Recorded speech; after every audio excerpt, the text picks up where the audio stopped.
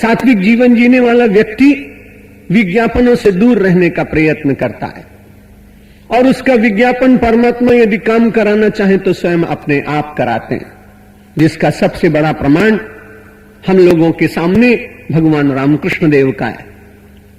रामकृष्ण देव में कोई शैक्षणिक योग्यता नहीं थी, रामकृष्ण देव के पास कोई वाक चातुरी नहीं थी, रामकृष्ण देव के पास कोई बहुत ही सुंदर शरीर भी नहीं था, लेकिन इन तीनों चीजों के अभाव में रामकृष्ण देव आज विश्व में प्रत्येक सुपठित व्यक्ति को जानकारी है उनके संबंध में लोग जानते हैं।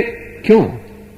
कि रामकृष्ण देव का हृदय कमल जब खिल गया तो उनका संपूर्ण पराग पान करने के लिए एक ऐसा अद्भुत भ्रमर परमात्मा ने भेजा जिसका नाम था विवेकानंद। जब वो पहुंचे तो तुरंत रामकृष्ण देव अट्टहास करके उन्हें देख करके प्रमोदित हुए, आनंदित हुए। बहुत युवक जाया करते थे पर ठाकुर के मन में कोई बहुत प्रसन्नता नहीं होती थी। और आज रामकृष्ण देव ने जब नरेंद्र को देखा तो देखते ही बहुत प्रसन्न हो गए। उन्होंने कहा, लोग कहा करते कि रामकृष्ण देव के ऊपर कभी कभी पागलपन आता है, इसलिए हो सकता है कि अपने पागलपन के क्षणों में मुझे देख करके और ये बहुत जोर से हंसने लगे हो। थोड़ी देर तक बैठे रहे। ठाकुर ने पूछा, युवक तुम क्यों आए हो? उसने कहा, आपका बड़ा यश श्रवण किया था इसलिए आया। पर कई आपके आलोचक कहा करते थे कि वो कभी कभी पागलपन में भी रहते हैं, और ये विचित्र क्षण था कि जिस समय मैं दर्शन करने आपका आया उस समय आपके ऊपर पागलपन था, ऐसा लगा। रामकृष्ण देव ने कहा, नरेंद्र एक बात याद रखना, संसार में जितनी लड़ाइयां हुई हैं वो बुद्धिमानों के द्वारा हुई हैं।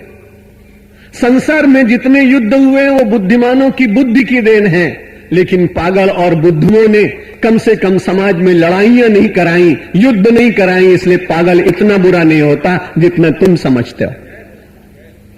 यह सुनते ही नरेंद्र के मन में तो विचित्र सी बात जागी। बाबा ने कहा, मैं जानते हो तुम क्यों हंसा हूं? मैंने बहुत सारे युवकों को देखा लेकिन किसी में कोई कमल का दर्शन नहीं हुआ।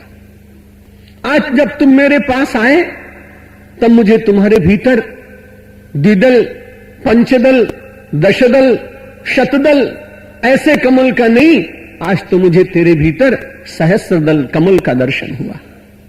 इसलिए मुझे लगता है कि जितना मेरा पराग है, जितनी मेरे पास शक्ति है, मैं तेरे भीतर रख दूंगा तेरे कोश में, और उस कोश का पराग मुझे वितरण नहीं करना पड़ेगा, तुम स्वयं करोगे।